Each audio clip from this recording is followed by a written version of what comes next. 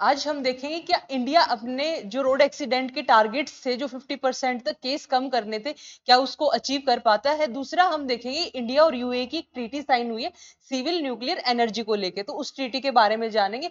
Hello दोस्तों, आप सभी का स्वागत है डॉक्टर अमित आईएएस एकेडमी के डेली इनिशिएटिव यूपीएससी समाचार में।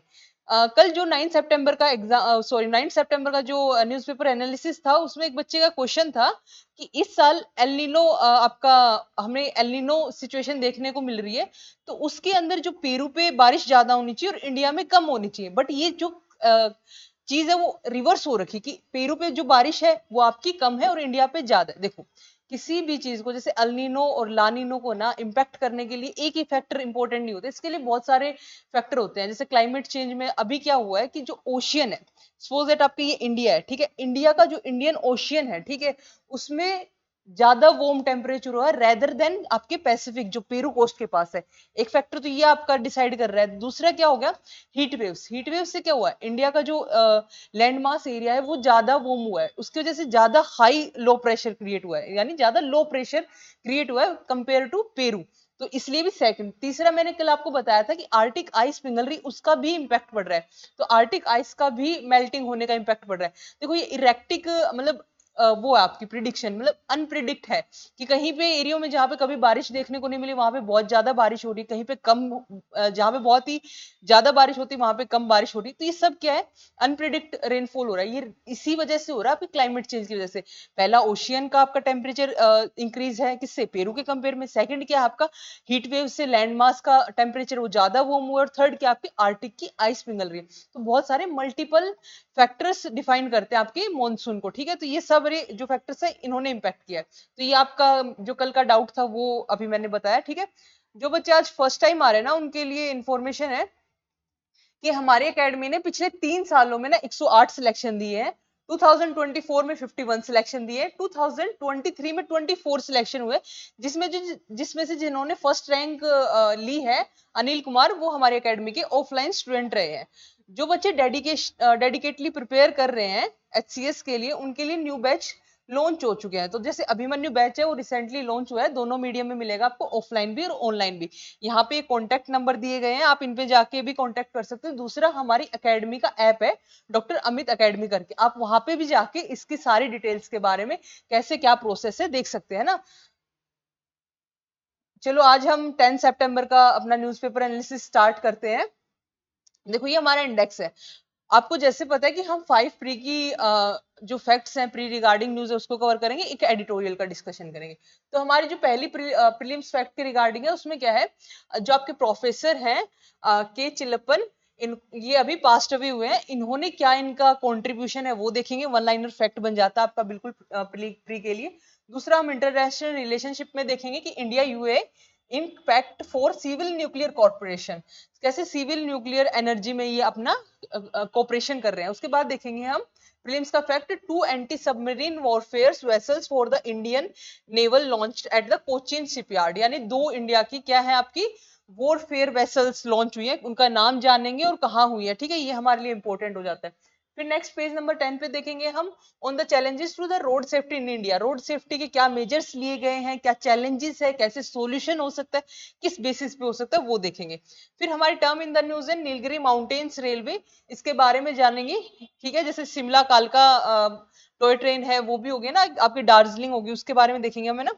फिर हमारा एडिटोरियल एनालिसिस आता है regulatory reform stuck in a loop in health ministry, ठीक है, इसके बारे में देखेंगे। तो हमारा फर्स्ट जो आपकी न्यूज हो जाती है वो है प्रीलिम्स फैक्ट के रिगार्डिंग। जो प्रोफेसर की चिल्लपन है, उन्होंने क्या, उनको अभी उनको क्या मिला, किसके लिए फेमस है, उनको अवार्ड मिला था आपका साहित्य academic award for Tamil translation of Rabindranath Tagore गोरा। तो रविंद्रनाथ टैगोर गोरा था 2020 में, इन्होंने क्या किया था, ट्रांसलेट किया था तमिल में, इसलिए इनको क्या दिया गया था, अवार्ड दिया गया था। कौन सा अवार्ड था इनका, साहित्य एकेडमिक अवार्ड। आपके लिए इतना ही इंपॉर्टेंट है कि जो प्रोफेसर के चिल्लपन किसके लिए इंपॉर्टेंट है, आपकी साहित्य एकेडमिक अवार्ड, ठीक है। इन्होंने क्या काम किया था, आपका रविंद्रनाथ टैगोर गोरा को ट्रांसलेट किया था तमिल में, ठीक है। ये इनके अदर कंट्रीब्यूशन है, बट आपके लिए वो एक जो जिनके लिए इनको अवार्ड मिला था वो आपके लिए इंपॉर्टेंट हो जाता है। सेकंड हमारी न्यूज है इंटरनेशनल रिलेशनशिप बायलैटरल रिलेशंस, ठीक है। इंडिया एंड यूएई द देखो, इंडिया एंड द यूएई है signed a landmark MOU for civil nuclear cooperation, making the first such agreement. देखो सिविल न्यूक्लियर का क्या मतलब है? सिविल का मतलब होता है हम इसको एज ए वेपन यूज नहीं करेंगे, सिविल यूज करेंगे। सिविल कैसे हो सकता है? हम इसका किस में, आपका इलेक्ट्रिसिटी जनरेट करने में यूज कर सकते हैं और टेक्नोलॉजी में यूज कर सकते हैं। रादर देन हम वेपन कर रहे हैं, इसका सिविल यूज करेंगे। तो उसके लिए इंडिया और यूएई ने अपना एक एग्रीमेंट किया है। ठीक है, इसमें क्या बोल रहे हैं? Trilateral initiative with France. Trilateral initiative है इंडिया, यूएई और फ्रांस का। ठीक है, जो आपका सिविल न्यूक्लियर कॉर्पोरेशन है उसमें क्या होता है कि आपके ना जो एनर्जी है ना, जैसे न्यूक्लियर एक जगह तो यूज नहीं होता है, न्यूक्लियर के मल्टीपल सॉरी न्यूक्लियर के आपके मल्टीपल यूजेस हैं। तो आपने देखा होगा कि हमारे ना एनर्जी डेफिशिएंसी यानी इलेक्ट्रिसिटी हमारी बहुत बड़ी रिक्वायरमेंट है किसी भी कंट्री को डेवलप होने के लिए। तो उसके लिए जो न्यूक्लियर से हम एनर्जी जो बना रहे हैं, इलेक्ट्रिसिटी बना रहे हैं, उसकी बहुत बड़ी रिक्वायरमेंट है। तो उसके लिए एग्रीमेंट है। ठीक है, इसमें हम देखेंगे जो first ever MOU, memorandum of understanding, इसका मतलब क्या होता है? इसका मतलब होता है आपका ना एक पेज होता है जिसपे ना मेमोरेंडम साइन हो जाएगा कि ये एग्रीमेंट हम साइन कर रहे हैं। दोनों जो पार्टीज हैं, जैसे इंडिया और यूएई दो पार्टीज होगी, वो जिन बातों पे सहमत होती है उसको हम बोल रहे हैं memorandum of understanding for the civil nuclear corporation. अब आपको ये पता होना चाहिए सिविल न्यूक्लियर कॉर्पोरेशन के लिए कौन कौन सी कंट्रीज ने साइन किया है, तो आपको ये पता होना चाहिए, आपके लिए प्री के लिए इंपॉर्टेंट है। देखो nuclear power corporation of India, ये इंडिया की कंपनी है। ठीक है, इस साइड से, और यहाँ पे आपकी ENEC led Barakah nuclear power plant corporation, और सॉरी ऑपरेशन एंड मेंटेनेंस, ये आपकी उस साइड से है, यूएई की साइड से। इन्होंने क्या बोला? Peaceful use of the nuclear energy. हम क्या करेंगे? पीसफुल यूज करेंगे न्यूक्लियर एनर्जी का। ठीक है, ट्राइलेटरल कॉर्पोरेशन इनिशिएटिव है इसमें इंडिया, यूएई और अनदर तीसरा कौन सा है? फ्रांस। तो इंडिया, फ्रांस, यूएई है, energy sector including solar and nuclear energy पे वर्क करेंगे। ठीक है, इसके बाद आपका एडिशनल एग्रीमेंट है जो हमारे हुए हैं, लॉन्ग टर्म एलएनजी सप्लाई करेंगे, प्रोडक्शन कंसेशन एग्रीमेंट होगा, फूड पार्क डेवलपमेंट करेंगे, ये हमारे। इसके अलावा देखो एक हमने, इसके अलावा हम कहाँ पे डील करते हैं? यूएई का और हमारा कहाँ पे पार्टनरशिप देखने को मिलती है? I2U2 में। ठीक है, I2U2 में क्या है? इंडिया, यूएई है। देखो I2 मतलब दो। ठीक है, आई से क्या है? इंडिया, एक क्या आपकी इजराइल, सेकंड U2 से क्या है? यूएई, और आपका सेकंड क्या है? यूएस से। ठीक है, ये प्रीलिम्स के लिए इंपॉर्टेंट हो जाते थे, सारे प्रीलिम्स के फैक्ट हैं आज के एडिटोरियल में। ठीक है, उसके बाद प्रीलिम्स फैक्ट में हम नेक्स्ट देखते हैं कि India's navy launch two new anti submarine warfare vessels, INA आपका मालपे और आपका आईएनएस मुल्की। ठीक है, मुल्की और मालपे आपके दो क्या हैं? आपके शैलो वाटर क्राफ्ट वेसल्स हैं। अगर पूछ ले, ये बोल दें कि सबमरीन है, तो आपका क्वेश्चन गलत हो जाएगा। क्या है ये आपके? ये आपको दोनों नाम प्री के लिए बहुत इंपॉर्टेंट है, आईएनएस मालपे और आईएनएस मुल्की। ये क्या है? आपके स्वेलो वॉरफेयर के वेसल्स हैं। तो शैलो वाटर क्राफ्ट वेसल्स हैं जो क्या काम करते हैं? एंटी सबमरीन, यानी अगर आपकी कोई भी सबमरीन जा रही होगी तो उस पर क्या करेंगे? अटैक करेंगे। किस चीज से अटैक कर सकते हैं? माइन से अटैक कर सकते हैं आपके। ठीक है, और टॉर्पिडो से अटैक कर सकते हैं ना। तो ये अटैक करने के लिए बेसिकली कहाँ पे वो हुए? लॉन्च कहाँ हुए? कोचिन शिपयार्ड। ये आपके ना वन लाइनर एग्जाम के लिए इंपॉर्टेंट हो जाता है। कहाँ पे? कोचिन शिपयार्ड में। ये इसके कुछ स्पेसिफिक फीचर्स हैं। ठीक है, इक्विप्ड क्या? लाइट वेटेड टॉर्पिडोज होंगे, एंटी सबमरीन वॉरफेयर होंगे, रॉकेट्स है और आपके माइंस है, यानी अटैक करने के लिए आपके इक्विपमेंट्स हैं। ठीक है, रिप्लेस किसको करा है? अभ्या क्लास एएसडब्ल्यू कॉर्वेट्स को। कॉर्वेट्स क्या होते हैं? कॉर्वेट्स जैसे आपकी कोई भी शिप है, आपकी जो एक बड़ी शिप है, ठीक है, जिसमें सारे हमारे वो, तो उसके साइड में उसकी सेफ्टी के लिए क्या चलते हैं? आपके कॉर्वेट्स चलते हैं। कॉर्वेट्स को रिप्लेस करके आया ये हमारा एक प्रीलिम्स का 2016 का पीवाईक्यू है। इसमें आप इसको अटेंड करना। ठीक है, देखना, इसका स्क्रीनशॉट ले लो।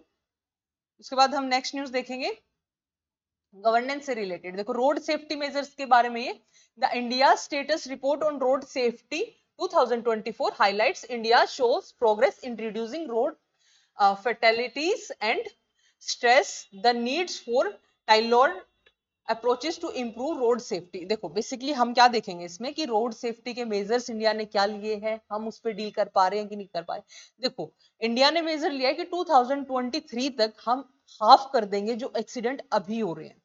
लेकिन उनको हाफ करने के लिए हमें क्या होना चाहिए? हमारे पास अच्छी इंफ्रास्ट्रक्चर होनी चाहिए। देखो रीजंस क्या होते हैं, इसमें मैंने मेंशन कर रखा होगा आपके। देखो रीजंस क्या होते हैं किसी भी रोड एक्सीडेंट का, पहला आपका होगा इंफ्रास्ट्रक्चर, आपकी इंफ्रास्ट्रक्चर ही कोलैप्स हो रही है, ठीक है, आप रोड पे जा रहे हो, रोड ही मतलब आप किसी पुल से जा रहे हो, वो पुल ही गिर गया, ठीक है, एक तो हो गया आपका इंफ्रास्ट्रक्चर कोलैप्स हो रहा है। दूसरा रीजन क्या होता है आपका कि आपकी रोड की क्वालिटी पुअर है, ठीक है, रोड की क्वालिटी के पुअर की वजह से भी एक्सीडेंट ज्यादा होते हैं। थर्ड आपका मटीरियल पुअर है। फोर्थ क्या हो गया आपका, जैसे ये तो आपकी क्या होगी गवर्नमेंट की तरफ से क्या कमियां रहती है, हमारी तरफ से क्या कमियां रहती है कि रैश ड्राइविंग है, ठीक है। उसके अलावा हम देखते हैं कि आपका लो ब्रेकिंग है, यानी देखो इंडिया में क्या है कि आपने हेलमेट क्यों लगाते, अपनी सेफ्टी के लिए नहीं कि पुलिस चालान ना काटे, इसलिए आप हेलमेट लगा रहे हो, ठीक है। कभी आप देखना बाइक पे कितने लोग शूज वियर करके जाते हैं, तो अपनी सेफ्टी के लिए हम कम मेजर लेते हैं, रादर देन हम लोगों को देखते हैं कि भाई कानून में अगर इसका चलान है तो हम इससे बचने के लिए हम ये चीजें कर लेते हैं। तो हम इंडिविजुअल लेवल पे भी बहुत सारे क्या करते हैं, काम नहीं करते हैं। दूसरा ड्रिंक एंड ड्राइव का केस हो गया। ड्राइविंग लाइसेंस आपको भी पता है, ड्राइविंग लाइसेंस की प्रोसेस कैसी है हमारे, आधी बार ऐसा होता है पैसे देके करवा रहे होते हैं लोग, आधी बार ऐसा होता है लोगों को इतनी ड्राइविंग नहीं आती बट वो बिना लाइसेंस के बिना उस पर ड्राइविंग करने चले जाते हैं। तो ये सब क्या है, इंडिविजुअल लेवल पे मेजर्स है, कुछ गवर्नमेंट लेवल पे मेजर्स होते हैं। तो ये रीजंस है किसके, आपकी रोड सेफ्टी के। इसमें देखो अब ये रीजंस है, इन्हीं का अपोजिट क्या बताया था मैंने, सोल्यूशन बताया था। इंफ्रास्ट्रक्चर है तो इंफ्रास्ट्रक्चर को अच्छा करो, आप क्या करो मटेरियल अच्छा करो, जो कॉन्ट्रैक्टर है उनको देखो कि उनका पिछला रिकॉर्ड क्या रहा है, उन्होंने पहले क्या किया है, अब उसके हिसाब से आप कॉन्ट्रैक्टर को डील करो कि भाई आप इसको इतने मटेरियल में बनाओ, उसकी प्रॉपर अकाउंटेबिलिटी हो, ठीक है। आप उस पर आरटीआई लगा सकें कि जो चीज हुई है प्रॉपर वो हुई है कि नहीं हुई है, जितना पैसा लूट हुआ था वहीं गया या करप्शन में इधर उधर डाइल्यूट हो गया, ठीक है। सेकंड हम देखते हैं कि रोड क्वालिटी अच्छी हो, मटेरियल अच्छा हो, आपका इंफ्रास्ट्रक्चर अच्छा हो, ठीक है। दूसरा इंडिविजुअल लेवल पे हम रैश ड्राइविंग कर रहे हैं तो हमें बचपन से सिखाया जाए कि भाई रैश ड्राइविंग के क्या मतलब नुकसान है, आप इसको क्यों ना करें, ठीक है। कभी कभी क्या होता है दूसरे की रैश ड्राइविंग की वजह से वो इंसान भी मारा जाता है जो अपने रूल्स को फॉलो कर रहा है। तो हमें इसको प्रॉपर मतलब बाइंडिंग रखना चाहिए, रूल रेगुलेशन पे प्रॉपर चलान होना, एक स्ट्रिक्ट सिस्टम होना चाहिए, ठीक है। तो इस आर्टिकल में यही सब है, आपकी डेटा दी हुई है इसमें कि कितना क्या मेजर्स है। देखो इसमें क्या बोला है, emphasizing the connection between road construction mobility and safety, road traffic injuries remain insignificant public health challenge. देखो अभी भी हमारे लिए बहुत बड़ा पब्लिक हेल्थ चैलेंज है, अगर हमारी इंप्रूवमेंट भी हो रही है तो हमारे स्टेट वाइज नहीं हो रही है, किस स्टेट में बहुत ज्यादा देखने को मिलते हैं, किस स्टेट में कम देखने को मिलते हैं, वो मेजर्स पे बात है ना। देखो अभी इसमें क्या बोल रहा है कि जो मोटरसाइकिल है ट्रक है उनके ज्यादा क्रैशेस देखने को मिलते हैं। एक क्रैश सर्विलेंस सिस्टम है, इसमें क्या होता है नेशनल लेवल पे डेटाबेस होता है that records details data on record road accidents including specific variables like the mode of transport of the victims. ये क्या बोल रहा है, ये एक ऐसा सर्विलेंस सिस्टम है जो पूरे लेवल यानी नेशनल लेवल पे एक डेटा अपना फीड करके रखता है, जिसमें ये देखता है कि कितने रोड एक्सीडेंट्स हुए हैं ना, कितने विक्टिम्स है, किस कैसे रोड एक्सीडेंट हुआ है, उसका एक डेटा वो करता है, ठीक है। तो इसको इससे हम क्या कर सकते हैं, इससे हम हमारे अच्छे मतलब ये हमारे पास एक डेटा होगा, इस डेटा से हम ये देख सकते हैं कि कहाँ एक्सीडेंट ज्यादा हो रहे हैं, क्या रीजन है, उसको कैसे कम किया जाए, ठीक है। हमारा बेटर इवेल्युएशन कर सकते हैं, एनहेंस कर सकते हैं रोड सेफ्टी को, ठीक है। वे फोर्ड में क्या है कि स्टैब्लिश करो नेशनल क्रैश सर्विलेंस सिस्टम को, पूरे प्रॉपर अच्छे से इसको इंप्लीमेंट करो, इसको इंप्लीमेंट करोगे तो आपको ये पता होगा कि किस एरिया में ज्यादा हो रहे हैं, किस एरिया में कम हो रहे हैं, तो उसके हिसाब से हम चीजों को कर सकते हैं, प्रायोरिटाइज कर सकते हैं state specific road safety strategies. हम भाई किस एरिया में ज्यादा हो रहे किस एरिया में कम हो रहे उस हिसाब से क्या कर सकते हैं हम स्टेट स्पेसिफिक, यानी हमारा ना वन पॉलिसी पूरे इंडिया पे ना लगने की बजाय हमारी पर्टिकुलर एरिया वाइज पॉलिसी हो, है ना। और क्या कर सकते हैं हम, ट्रैफिक हेलमेट यूज कर सकते हैं, ट्रैफिक क्लेमिंग कर सकते हैं, ठीक है, और अदर मतलब सेफ्टी इंफ्रास्ट्रक्चर हो सकती है, ये सारी हमारी क्या सोल्यूशन है वे फोर्ड में। नेक्स्ट हमारा आर्टिकल है नीलगिरी माउंटेन्स रेलवे। इसमें क्या है, the Kannur railway station, which is part of the Nilgiri mountain railways line, in the being completely transformed as a part of the Amrit Bharat station scheme, and it's criticized by heritage trains and history enthusiasts। देखो ये क्या बोल रहा है, इसमें बोल रहा है कि जो आपके हिस्टोरियंस है ना वो क्या बोलते हैं कि जो कोरनूर का आपका रेलवे स्टेशन है ना उसको हमने किस स्कीम के साथ अटैच किया, अमृत भारत स्टेशन स्कीम के साथ। ये आपकी स्कीम क्या है, इसके बारे में आप कितना जानते हो उसको कमेंट में लिखो। देखो इस स्कीम के अंडर हमने उसको अटैच किया, इसमें क्या हो रहा है, हम न्यू टेक्नोलॉजी न्यू डेवलपमेंट ला रहे हैं, तो ये कहीं ना कहीं हमारी जो प्रीवियस हेरिटेज थी उसको हैम्पर कर रहे हैं, इसलिए हिस्टोरियंस इसको क्रिटिसाइज कर रहे हैं। हमारे लिए क्या इंपॉर्टेंट है, हमारे लिए इंपॉर्टेंट हो जाती है यहाँ पे कुछ चीजें। देखो, एक तो हमारे लिए ये इंपॉर्टेंट हो जाता है कि नीलगिरी माउंटेन जो रेलवे लाइंस है वो कहाँ से कहाँ तक है, तो मेथुपलियन टू ओटी तक है, ठीक है, 45 किलोमीटर तक है। इसमें तमिलनाडु डिस्ट्रिक्ट के अंदर है बेसिकली। और इसके अलावा हमारे ना इसमें 3 हाईवे हैं, कौन कौन से आते हैं यूनेस्को हेरिटेज में, ये इंपॉर्टेंट हो जाता है हमारा। तो आपका एक तो यही है नीलगिरी वाला, दूसरा आपका दार्जिलिंग हिमालय रेलवे, तीसरा कालका शिमला रेलवे। इनको टॉय ट्रेन भी बोलते हैं, जो आपके टूरिज्म में बहुत ज्यादा अट्रैक्शन का काम करती है ना। उसके बाद हमारा नेक्स्ट हो जाता है एडिटोरियल। एडिटोरियल में हमारा क्या है कि जो census should be the last. देखो सेंसस के ऊपर है, सेंसस के ऊपर अभी हमारा जो सेंसस है ना वो बहुत डिले हो गया है, 2021 में होना चाहिए था, उसको अब 2024 हो गया, और उम्मीद ये लगाई जा रही है 2026-7 तक होगा। तो देखो सेंसस की इंपॉर्टेंस क्या होती है इसमें, आप खुद रीड आउट करना एक बार इस आर्टिकल को। जो सेंसस की इंपॉर्टेंस होती है ना, उसमें क्या होता है कि जो आपका सेंसस होता है ना वो आपकी पॉलिसी में हेल्प करता है। सेंसस में ये पता लगेगा कितनी पॉवर्टी है, कितने वीमेन्स की एजुकेशन है, कितनी नहीं है, कितनी वीमेन है, जो हमारे लास्ट सेंसस है उससे कितनी इंप्रूवमेंट हुई है। तो हमारी जो पॉलिसी है ना इफेक्टिवली यूज होंगी वनरेबल सेक्शन के लिए। एक तो सेंसस का फायदा ये हुआ। दूसरा सेंसस से हमें ये पता लगेगा कि लास्ट रिकॉर्ड से इस साल हमारा कितना अच्छा हुआ है। देखो इसको क्रिटिसाइज करने के लिए क्या बोला जाता है कि जो सेंसस है उसके अलावा भी हमारे पास आधार कार्ड है, राशन कार्ड है, अदर कार्ड्स की फैसिलिटी है, हम अदर रिसोर्सेज से भी सेंसस ले सकते हैं, आइडिया ले सकते हैं। लेकिन जो हम आइडिया लेते हैं ना उससे हमारी प्रॉपर पॉलिसी इंप्लीमेंट नहीं होती है, इसलिए हमें एक प्रॉपर सेंसस की रिक्वायरमेंट है, ठीक है। ये आपका पूरा आर्टिकल है, इसको आप एक बार गो थ्रू होना एडिटोरियल से, ठीक है। इसमें यही बोल रहा है कि 2011 में हुआ था, 18 मंथ हो गए हैं, मतलब स्टार्टिंग में डिले को, मीडिया की रिपोर्ट है ये, है ना। ये आपकी सिर्फ मीडिया की एक रिपोर्ट है। ये आपका एक क्वेश्चन है, इसको आप अटेंड करना, जो क्वेश्चन देती हूँ मैं इसको अटेंड करने की कोशिश किया करो, है ना। कैसे चैलेंज है पब्लिक हेल्थ पे, हेल्थ पे तो हम बहुत दिनों से काफी सारे एडिटोरियल कर चुके हैं। आप अपना क्वेश्चन लिख के भी उसके पॉइंट्स भी मेंशन कर सकते हो कमेंट में। देखो एक और आर्टिकल है, इसमें प्रिंट आउट नहीं कर रखा है, ये फार्मास्यूटिकल्स और drugs recall guidelines, good distribution practice and confusing brand names, इसको लेके है। क्या होता है कि हमारे जो इंडिया में ना फार्मास्यूटिकल सेक्टर है उसमें क्या क्या प्रॉब्लम्स है। देखो ब्रांड में हम कंफ्यूजिंग रहते हैं। दूसरा जो आपकी जो प्रॉपर ब्रांडिंग नहीं होती है, उनकी प्रॉपर डिस्ट्रीब्यूशन नहीं होता है, कुछ दवाइयों की डेट है वो प्रॉपर मेंशन नहीं होती है। मेंशन होती है तो कभी कभी क्या होता है कि एक्सपायर्ड डेट्स भी हमें अवेलेबल, तो एक अलग वो लेवल का वो है, मतलब आप प्रॉब्लम है हमारे, ठीक है। तो इसमें क्या इंट्रोडक्शन में drugs controller general of India ने क्या बोला, मिनिस्ट्री ऑफ हेल्थ के अंदर आता है, 3 पॉलिसी की बात की है।